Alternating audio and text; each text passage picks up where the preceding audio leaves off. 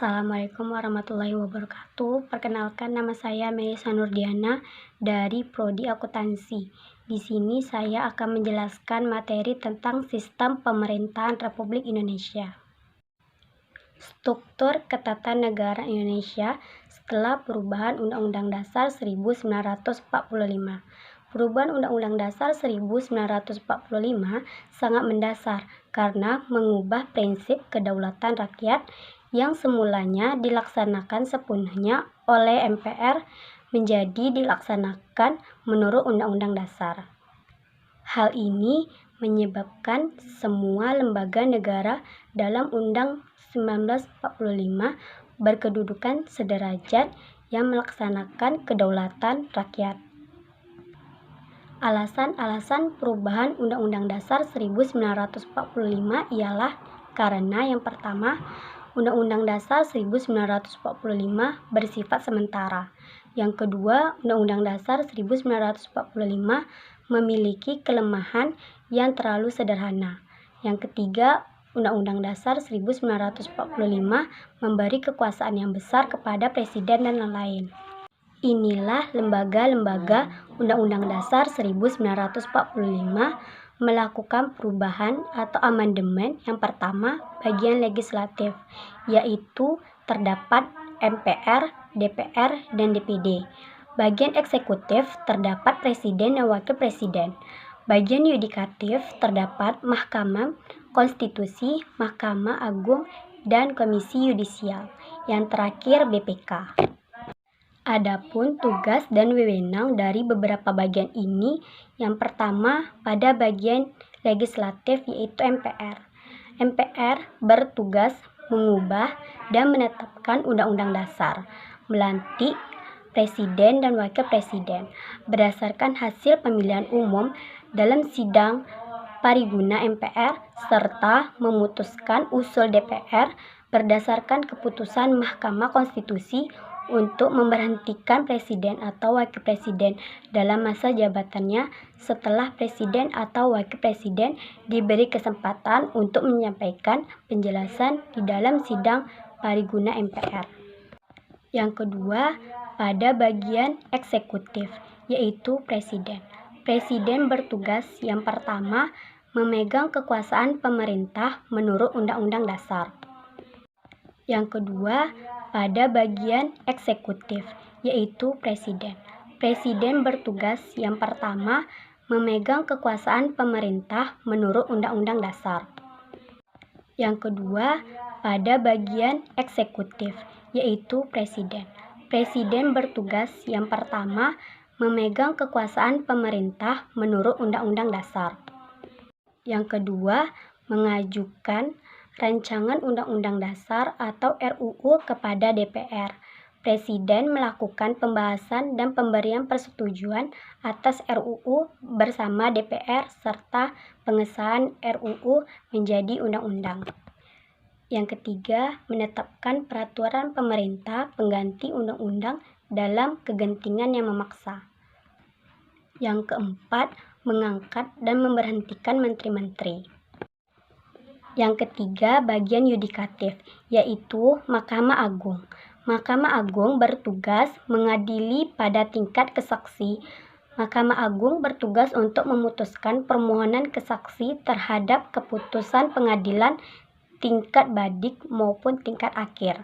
Dari semua lingkungan peradilan, Mahkamah Agung juga berwenang menguji peraturan perundang-undang. Selanjutnya, saya akan menjelaskan tentang hubungan antara lembaga-lembaga negara berdasarkan Undang-Undang 1945.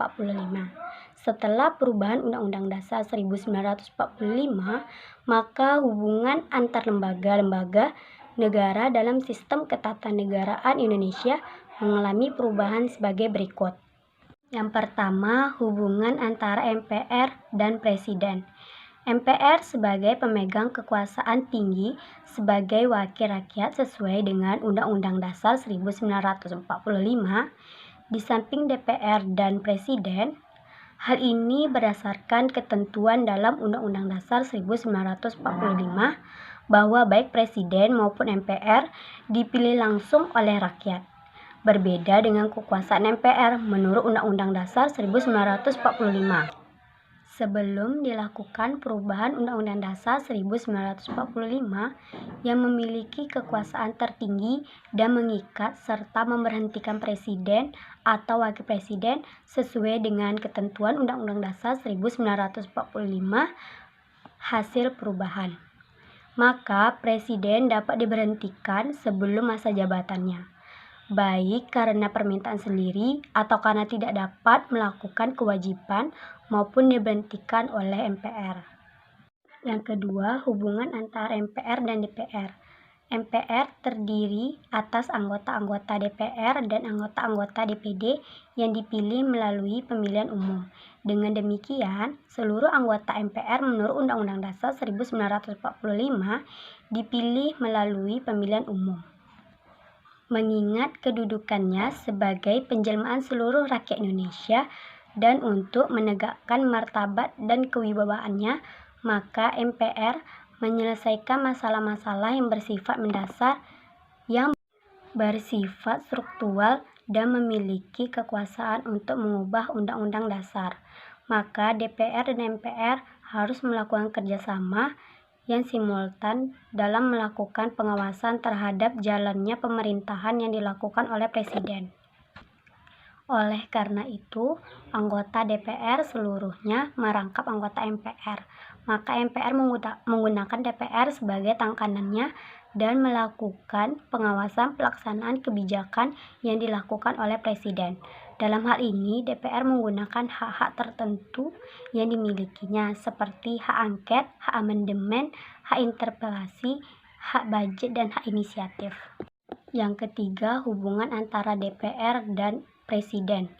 DPR dan Presiden sebagai sesama lembaga dan sesama anggota badan legislatif bersama-sama mempunyai tugas antara lain membuat undang-undang dan menetapkan undang-undang tentang anggaran pendapatan dan belanja negara. Membuat undang-undang berarti menetapkan kebijakan politik yang diselenggarakan oleh Presiden atau pemerintah.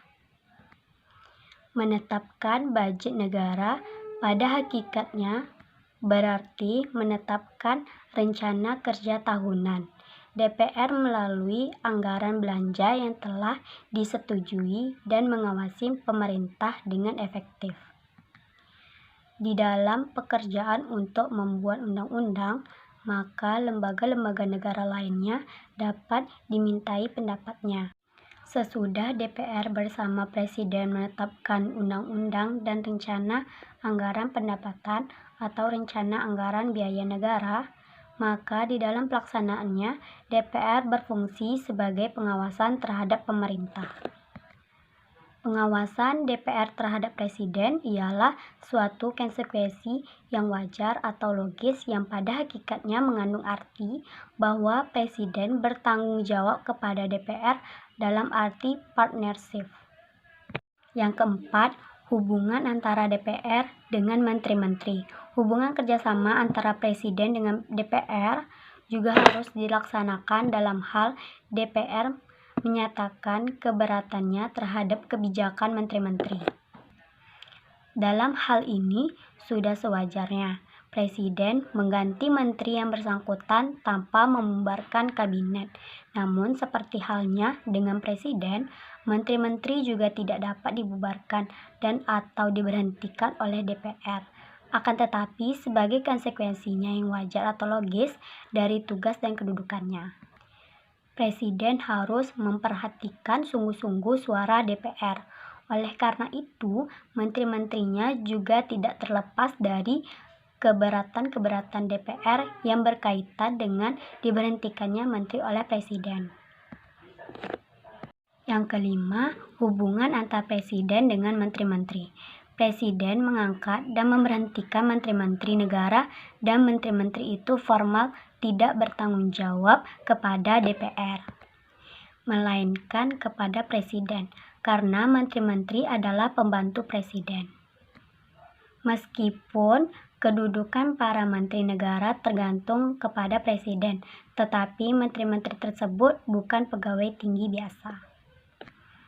Oleh karena itu, menteri-menterilah yang terutama menjalankan pemerintahan dalam praktiknya sebagai pemimpin kementerian yang mengetahui seluk-beluk mengenai lingkungan pekerjaannya.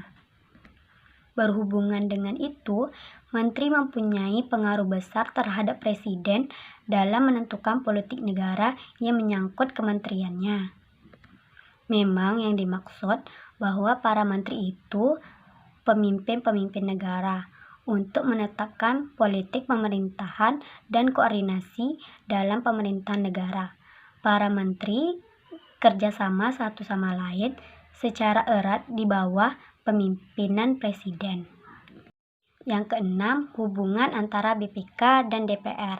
Anggota BPK dipilih oleh DPR dengan memperhatikan pertimbangan DPD dan diresmikan oleh Presiden. BPK bertugas memeriksa langsung tanggung jawab tentang keuangan negara dan hasil pemeriksaannya itu diketahui oleh DPR, DPD, dan DPRD untuk mengikuti dan menilai kebijakan ekonomi finansial pemerintah menjalankan oleh aparatur administrasi negara yang dipimpin oleh pemerintah. Yang ketujuh, hubungan antara Mahkamah Agung dengan lembaga negara lainnya. Mahkamah Agung berwenang mengadili pada tingkat kasasi, menguji peraturan perundang-undangan di bawah undang-undang terhadap undang-undang, dan mempunyai wewenang lainnya yang diberikan oleh undang-undang.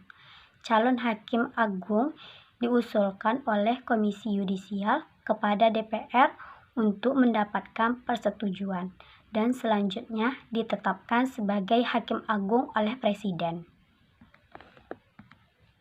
Yang kedelapan, hubungan antara Mahkamah Konstitusi dengan lembaga negara lainnya.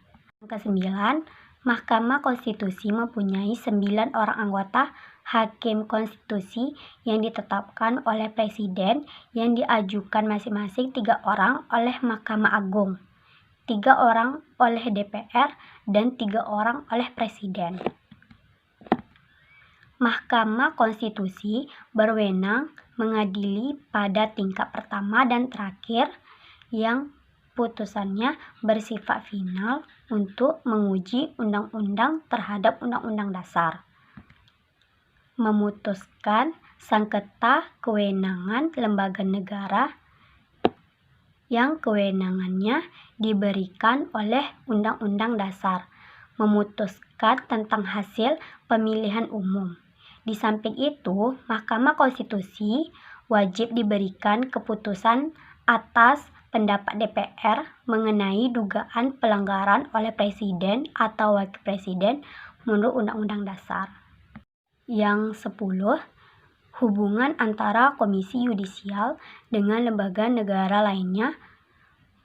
Komisi Yudisial dapat mengusulkan calon hakim agung kepada DPR untuk mendapatkan persetujuan, dan selanjutnya ditetapkan sebagai hakim agung oleh Presiden. Dengan demikian, anggota Komisi Yudisial diangkat dan diberhentikan oleh Presiden dengan persetujuan DPR. Baiklah, sekian penjelasan dari saya. Mohon maaf atas kekurangannya. Semoga bermanfaat. Assalamualaikum warahmatullahi wabarakatuh.